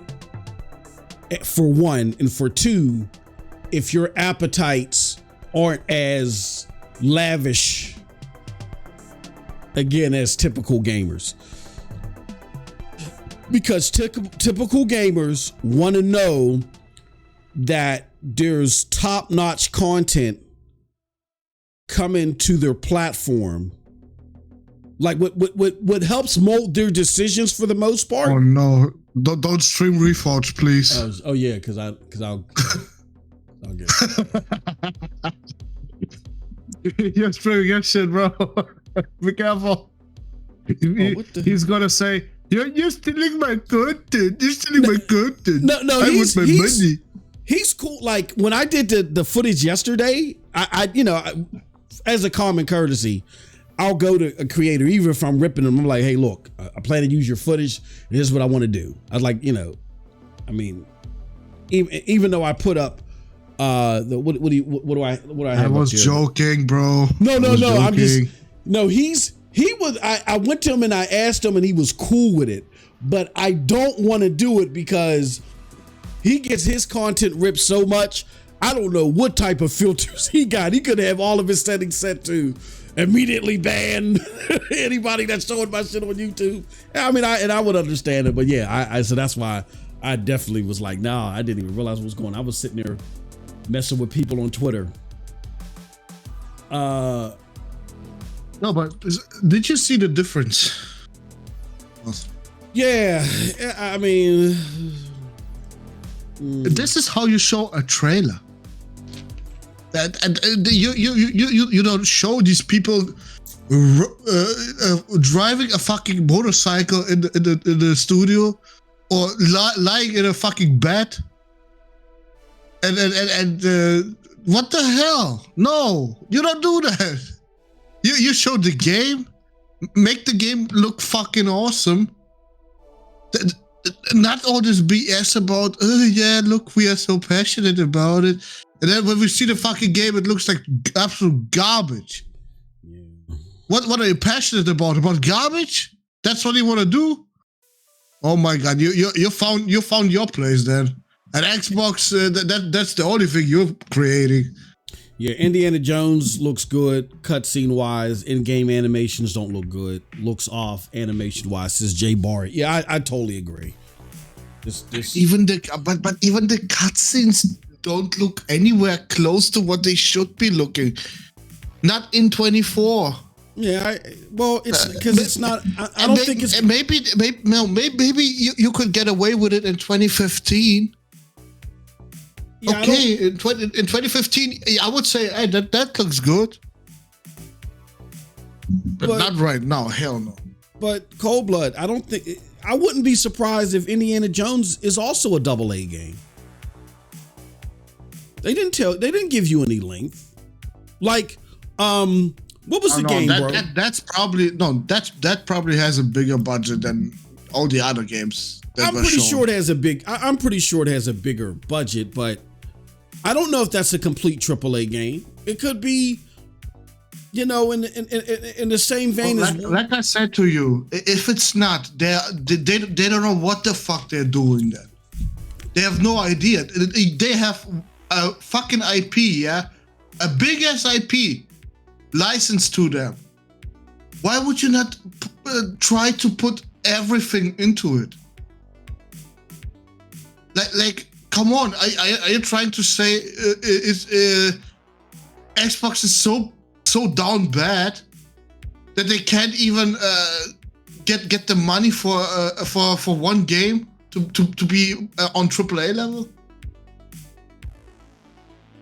Are they down bad so much? Boss. Yeah, I'm just scrolling through Twitter looking at comments. Wow. What are they gonna say? It looks like trash? Yeah, I agree. People are laughing at Indiana Jones because it's first person. I don't think that's the problem. I don't think it's a. That is one of the problems. Yeah, that's one of sure. the problems. But I think the biggest problem is, yeah, and you're right. You know, problems. It doesn't. It's not like I told you they're gonna make that Xbox exclusive template come back. This fucking meme. I told you they're gonna do it.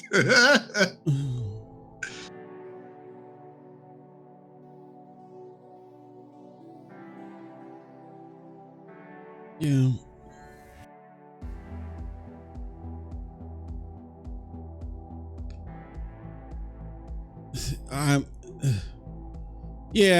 I think that what we learned two things, man. We learned that Xbox is officially launching into 2.0. Like, I think Xbox, as we knew it, their goal was to compete with PlayStation. And in order to compete with PlayStation, it was all about genre-defining experiences in games. We want to have the better genre-defining experiences. Last gen was like intermission, right? Wasn't 2.0 yet or 1.5 or whatever. It was intermission. It was like Xbox was still trying to figure out what they were going to do. They kind of wanted to battle PlayStation. They didn't know how to do it because of the talent that they had on board. They didn't know what to do. And then I think they still didn't know what to do. I think 1.5 was the beginning of this generation where they thought by focusing more on value that they could still compete with PlayStation and still give you their version of a genre-defining experience for a platform. I think altogether now what has happened is that they've just decided it's not worth it. We have developers that can whip out genre-defining, that have the capabilities, if they do really well, rip out genre-defining experiences, but it's a give or take. It's 50-50. How about instead of us taking that risk, we know that if they got the potential to do AAA genre-defining experiences, we know for sure that they can put out some pretty cool AA experiences and they can whip those out every 3 years.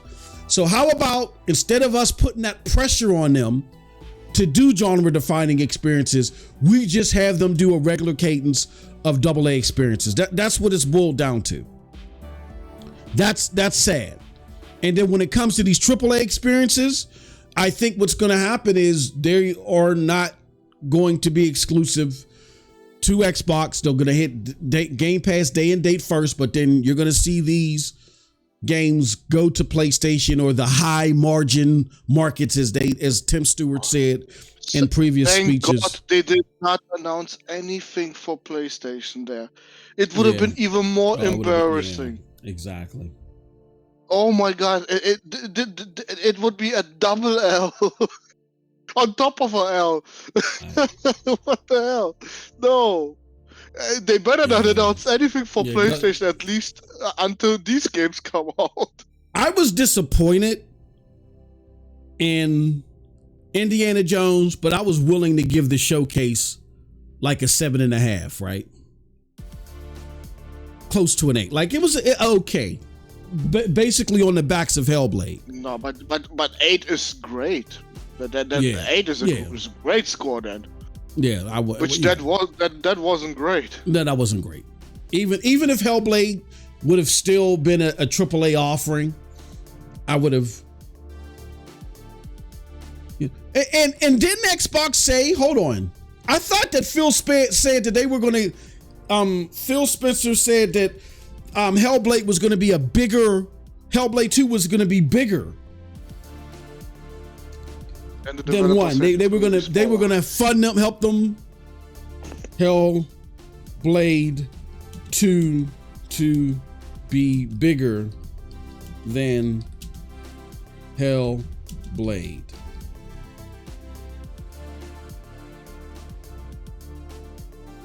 Let me. I gotta filter add tools anytime. Let's do a custom date range, and then all the way to let's do. I could have sworn he said this 12/31/2021. I could have sworn he said this like in 2019 or 2020.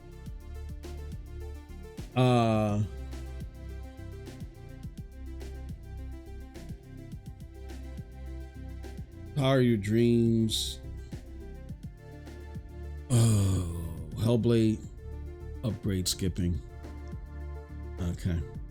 I could have I'll have to look for that. I could have sworn it was a promise made that they were going to make the investments and make it a bigger experience. So, all right, man. Any final didn't the thoughts? developer say it's going to be even smaller? Yeah, they said it's going to be around the same thing, but that leaves it in the same realm because Hellblade 1 was. Then it's 8 hours. Then it's 8 hours exactly. Yeah.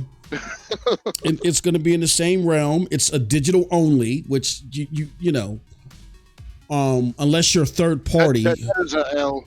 That is a L. Who does digital only for your first party games? Your AAA first party games. So this is AA. This is just a more graphically impressive version of it. You know, so. All right, I got to get out of here, y'all. Go ahead. Wait, I didn't give my score yet. Go ahead. What's your score, brother? I'm going to go with Jay Barry's score, 6.5. 6.5? Yeah. But that's very generous. Yeah. At least Xbox has games now. That I can say that. Xbox has games this year. We don't have nothing yet from Sony themselves.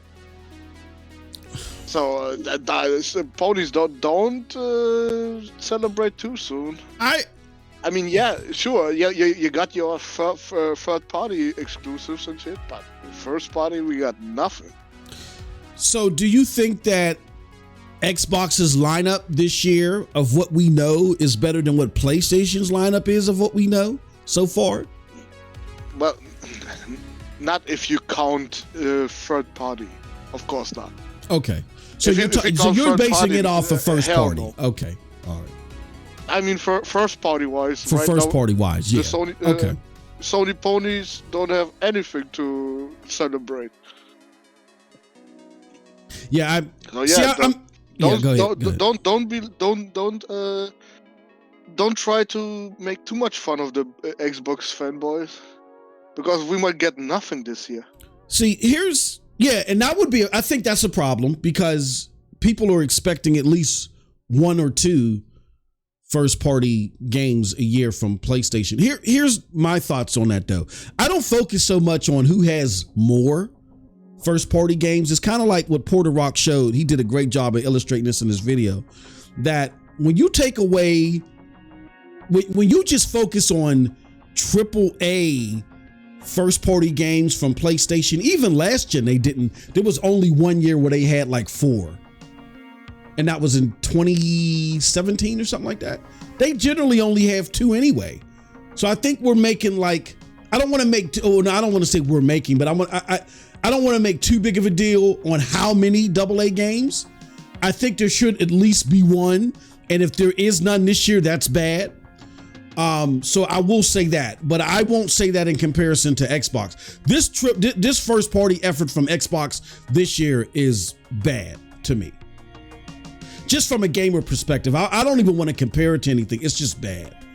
I got to see what Fable's going to be like. Hopefully Fable will do better. Because I know that when they originally pitched Fable, it was ambitious. But this is bad.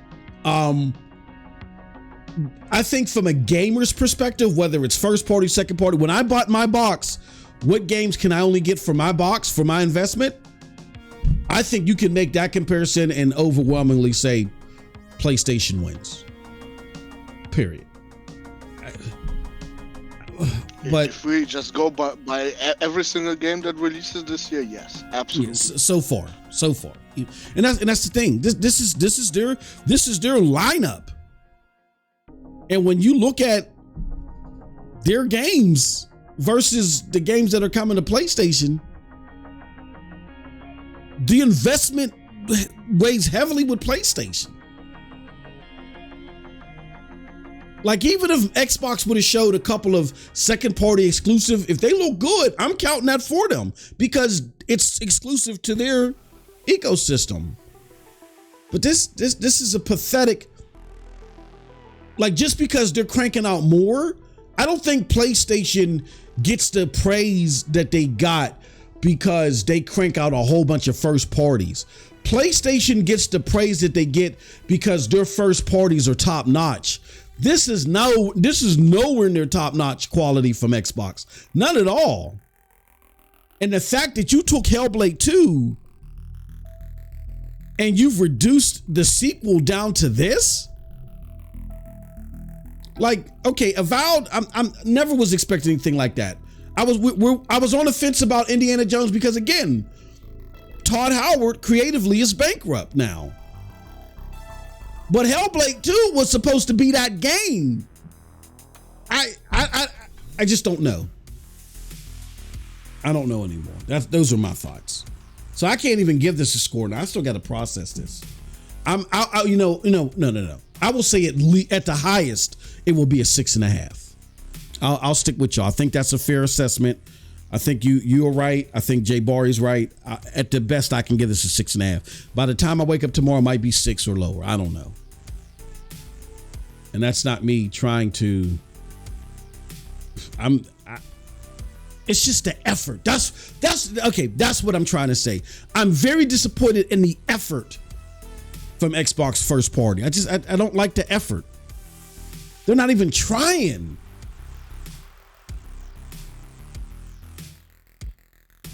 But they told us. Matt Booty told us. He said we're going to be doing a whole bunch of AA experiences. So, how can you be mad? So, what about Halo? Dude, well, I don't know. Hey, Starfield was supposedly the spiritual successor to Halo. Like, they don't boost up Halo anymore. Yeah, but they don't boost up Starfield either. Yeah. Oh gosh. Says Kofi says, well, at least we know Indiana Jones ain't a variation of Uncharted Tomb Raider, which would have got criticized if it was a carbon copy. I respect the decision going left. No, that is bullshit. That is just fanboy talk. Absolute bullshit. No, if this was a hype ass third-person shooter with a lot of jumping around and shit. Hold on, before I go, be so much cooler. I gotta get your reaction to this. I'm putting this on the screen, bro. I gotta give bro his kudos. This is from Uni Sensei. No more watch jokes from me. No more. He says only Xbox can mess up an obvious W so blatantly. First person Indiana Jones is not obvious to Microsoft. Their biggest hole in the portfolio is third person action adventure games. I mean, overall it was good, but damn it. Gaming space tomorrow morning. Don't cap for that, bro. And then Hellblade is that's what really punched me in the gut. I mean, I was disappointed to see the lack of effort in Indiana Jones, but the real punch in the gut to me was Hellblade. Because to be able to say, oh shoot, Xbox got a AAA Game of the Year contender now. All right now. I would have loved to be able to say that. That spices up the dynamic.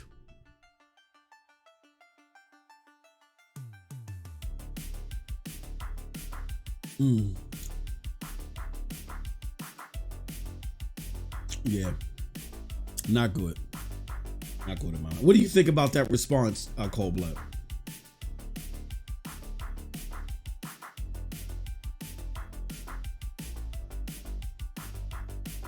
Hello, you still there?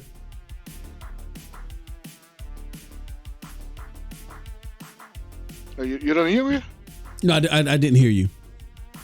Oh, No, I said I also wished his Rolex was real and not fake. No, but no, he's right. He is absolutely right. They have only first person shooters. Why can't they do third person more? Yes, Hellblade. Yes, thank you. But that's not enough, in my opinion. They should diversify their portfolio. Yeah. All they do is the same shit. It's the same fucking perspective all the time. It's getting boring. Here's somebody. Oh, go ahead. Go ahead. I'm sorry. Go ahead. I'm gonna put this up here. Here's somebody who I don't always agree with their takes, but I respect where he comes from because I don't think he's trying. Oh no, that's the wrong one. Because I don't think that he's trying to placate to an audience, and that's this. He's part of the B-Rap clan, and I got respect for those guys. He's part of the B-Rap clan. Slow mo backslap. He says, Avowed looks better visually than the last time they showed it. Not a fan of a non-shooter combat in first person, but I can see myself trying the dual wand setup. Fall 2024 seems like a good time period if it's ready. Like I'm kind of there. But I just think that the game should be 2025. Maybe first quarter 20. I know. It just needs more polish. It looks too janky. Well, I don't know, man. Like if you're going to have it first person, have it be fluid. I just don't think it looks fluid enough. But what I got from this showcase is I'm definitely going to play Hellblade 2. Mm-hmm. And then maybe Avowed, because I like fantasy RPGs. Okay. But in Indiana Jones, I gotta see, bro. I don't know. I don't know if I want to waste my time with that. Yeah, one. I don't. Yeah. I might just to test out how it looks on my PC, but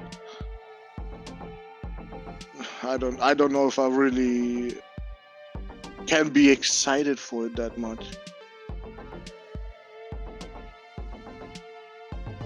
I mean, yeah, 6.5. That's the score. 6.5. That's the score. The end of discussion. Yeah, I'm there with you. I'm there with you right now. It might drop by the time I wake up when I get to process this. I just Hellblade 2, even though for full transparency, I don't want to make it seem like I'm capping. Like I was really looking forward to it. And I'm disappointed. I wanted to be able to say Xbox, yes, is finally in there with the AAA experience. You know, they may not try to fight PlayStation overall, but they want to be part of the discussion at some juncture to help boost up their platform and just help put out top-notch games. That's all I want. Just put top-notch games out there in that genre, and they clearly don't want to do that. They that's not their appetite, and any of their developers that potentially going to do that, they're going to be for the streets. So it's not about we putting out stellar games to help, and we putting some extra juice in it stellar wise because this is going to be exclusive or first to Game Pass or whatever. You're just not going to get that anymore. This is officially Xbox 2.0. This is the Xbox they've been talking about, and they showed in this developer conference. This was trash. But the biggest lesson Xbox should learn is don't put games like ARA into showcases like this. We could have been please don't. We could have we could have had a fucking ad for Game Pass. What is coming for Game Pass? Mm-hmm. That'd be more exciting than that bullshit. Yeah. Yep. All right, man. Let me get out of here because I still got to shovel some more snow. But I appreciate y'all. Thank y'all for coming through. Again, don't forget y'all to check us out. Me and Cold Blood regularly. We're playing Remnant 2 and having a blast. Some great gameplay over on YouTube at MM2K Gaming Streams. Check out the new game streaming channel. That's where all my game streams go. Again, if you want to see this again, you know, on demand, this will be airing tomorrow around 6 a.m. Eastern Standard Time on MM2K Gaming News over on YouTube. With that said, I am MM2K. That's Cold Blood. We will see y'all next time. We'll see y'all tomorrow over on Geeks for NRO Podcast. Till next time, have a wonderful gaming day. Peace.